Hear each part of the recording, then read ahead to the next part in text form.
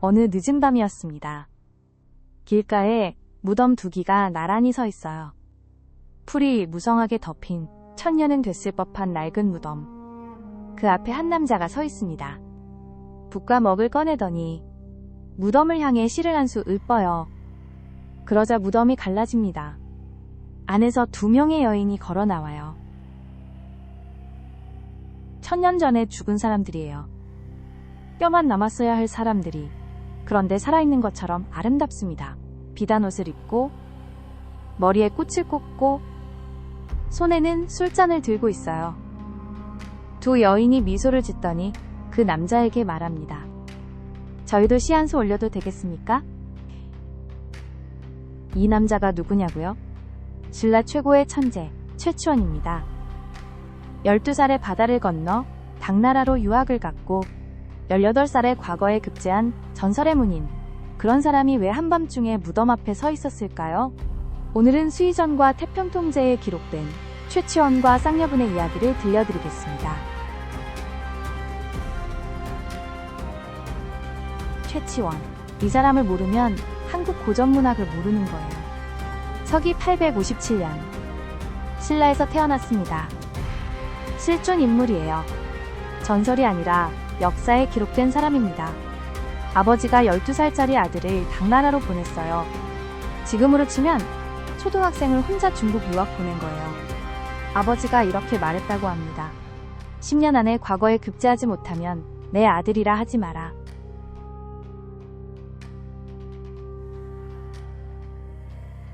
무서운 아버지죠. 그런데 최치원은 10년이 아니라 6년 만에 해냈어요.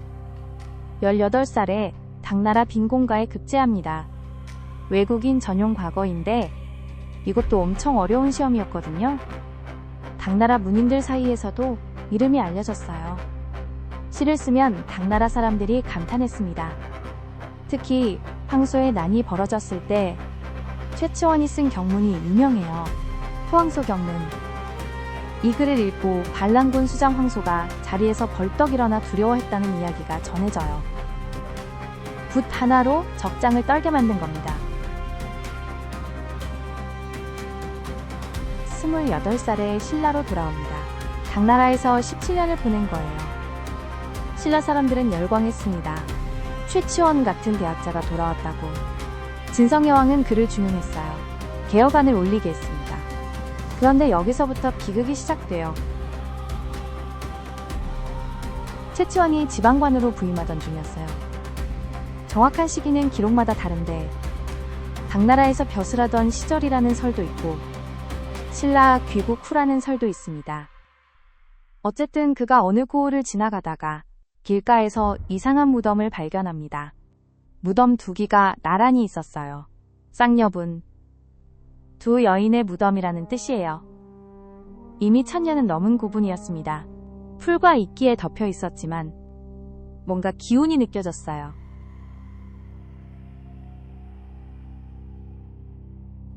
보통 사람이면 그냥 지나쳤을 거예요. 그런데 최치원은 문인이잖아요. 시인의 감성이 발동한 겁니다.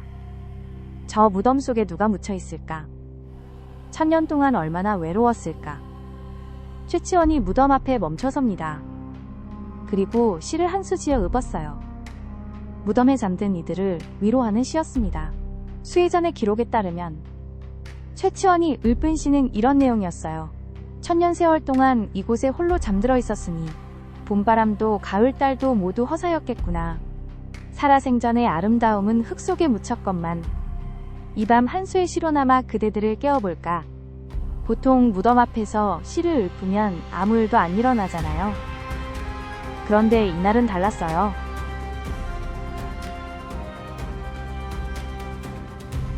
최치원이 시를 읊고 나서 근처 관사에서 잠을 청했어요. 밤이 깊었습니다. 달이 환하게 떠 있었고 바람이 차가웠어요. 그때 인기척이 났습니다. 문 밖에서 발소리가 들려요. 사각사각.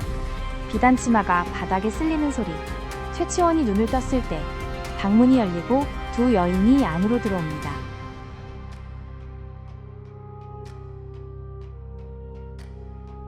아름다웠어요. 소름이 돋을 만큼. 한 명은 연꽃 같은 얼굴에 붉은 비단을 입고 있었고 다른 한 명은 달빛 같은 피부에 흰 비단을 입고 있었습니다. 둘 다 20살이 채 안 돼 보였어요. 두 여인이 고개를 숙여 절합니다. 선생의 시를 듣고 천년 만에 잠에서 깼습니다. 그 시가 어찌나 아름다운지 저승에까지 울려 퍼졌습니다. 최치원은 학자예요. 겁을 먹기보다 호기심이 앞섰습니다. 귀신인 건 알겠는데 해치의 기운이 느껴지지 않았거든요. 오히려 깊은 슬픔과 외로움이 느껴졌어요. 누구시여? 어찌 이 밤에 찾아오셨소? 저희는 쌍여분에 묻힌 자매입니다. 1000년 전 꽃다운 나이에 세상을 떠났습니다. 아무도 저희를 기억하지 않았어요.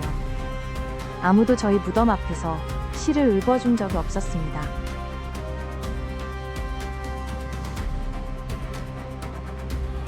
천년이에요. 1000년 동안 아무도 찾아오지 않은 무덤.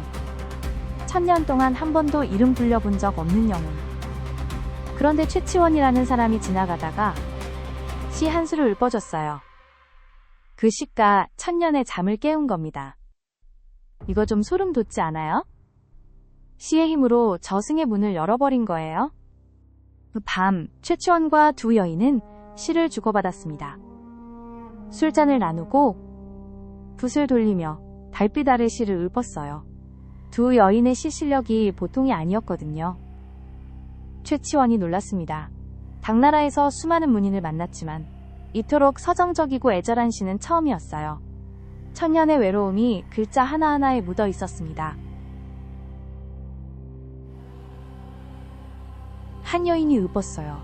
살아서는 봄꽃이었으나 죽어서는 가을바람이 되었습니다. 1000년을 기다린 것은 오직 오늘 밤 선생의 시 한 수였습니다. 다른 여인이 이었습니다. 이승의 달과 저승의 달이 같은 달이라면 오늘 밤 이 자리에서 나눌 시도 같은 시가 아니겠습니까?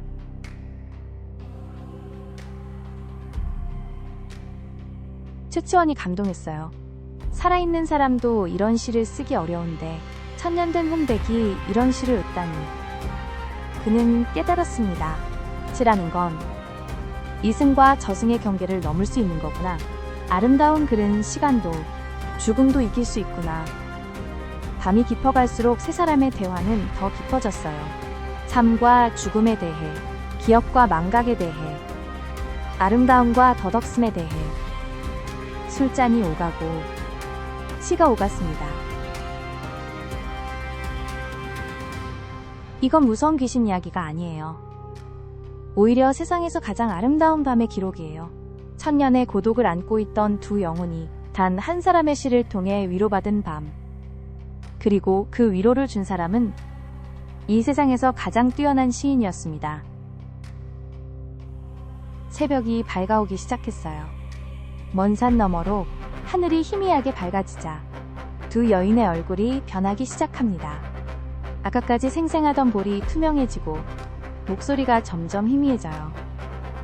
선생님, 날이 밝습니다. 저희는 이만 돌아가야 합니다. 잠깐만, 아직 시가 끝나지 않았소. 아닙니다. 저승의 객은 해를 볼 수 없습니다. 두 여인이 마지막으로 절을 합니다. 눈물이 흘렀어요. 1000년 만에 깨어나서 시를 나누고 다시 영원히 잠들어야 하는 거예요. 선생의 시 덕분에 1000년의 한이 풀렸습니다. 부디 오래오래 좋은 글을 쓰시길. 두 여인이 문 밖으로 걸어 나갑니다. 안개처럼 흩어졌어요. 아침 햇살이 비치자 아무도 없었습니다.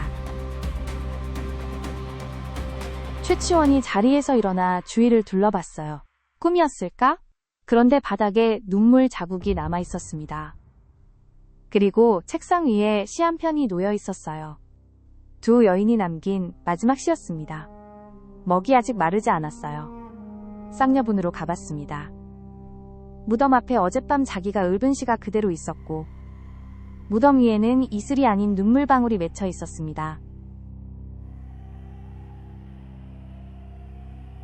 이 이야기가 그냥 예쁜 귀신 이야기로 끝났으면 여기까지였을 거예요. 그런데 최치원의 이후 삶을 보면 이 밤이 달라 보이거든요. 최치원은 신라로 돌아와서 시무십조라는 개혁안을 올렸어요. 신라를 살려보겠다고. 그런데 진골 귀족들이 전부 무시했습니다. 육두품 출신인 최치원을 깔본 거예요. 당나라에서 아무리 잘나봤자 신라에서는 골품이 낮으면 끝이었거든요. 최치원은 좌절했습니다. 당나라에서 17년 목숨 걸고 공부하고 전쟁터에서 글을 써서 이름을 날리고 그걸 들고 조국으로 돌아왔는데 아무도 안 들어줘요. 나라는 기울어 가는데 귀족들은 권력 다툼에만 관심이 있었습니다. 그래서 최치원은 떠났어요. 세상을 등졌습니다. 마지막 행선지는 가야산 해인사였습니다. 최치원은 해인사에 들어가서 다시는 나오지 않았어요. 그 뒤로 아무도 그를 본 사람이 없습니다. 전설에 따르면 최치원은 신선이 되었다고 해요. 해인사 근처 숲에서 그의 갓과 집신이 발견되었다는 기록이 있어요. 몸은 사라지고 신발만 남은 겁니다.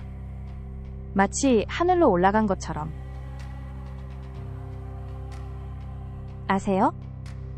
최치원이 가야산으로 가기 전에 여러 곳을 떠돌았거든요.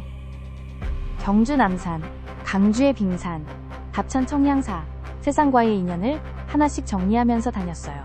쌍여분에서 만난 두 여인이 어쩌면 최치원에게 뭔가를 알려준 건 아닐까요? 이승에서 아무리 뛰어나도 결국은 덧없다는 것, 천년의 세월 앞에서 권력도 명예도 의미가 없다는 것, 진짜 남는 건 시 한 편, 마음 한 자락뿐이라는 것.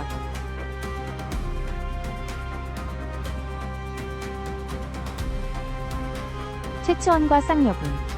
이 이야기가 1000년 넘게 전해지는 이유가 있어요. 보통 귀신 이야기는 무섭잖아요.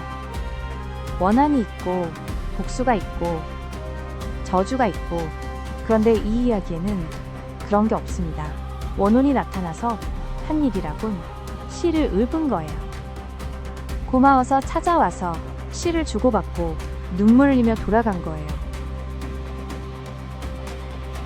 시 한 편이 천년의 잠을 깨웠고 시 한 편이 천년의 한을 풀었습니다. 그리고 그 시를 쓴 사람은 세상의 모든 권력과 명예를 버리고 산속으로 사라졌어요. 어쩌면 최치원은 쌍여분의 두 여인처럼 시 속에서 영원히 살고 싶었는지도 모릅니다. 실제로 그렇게 됐잖아요. 최치원의 시는 1000년이 지난 지금도 남아있습니다. 갓과 집시는 사라졌지만 글은 사라지지 않았어요. 동양의 신비한 이야기는 끝이 없습니다. 다음 이야기에서 또 만나겠습니다. 구독과 좋아요 부탁드립니다. 구독과 좋아요는 이 시리즈 제작에 큰 힘이 됩니다.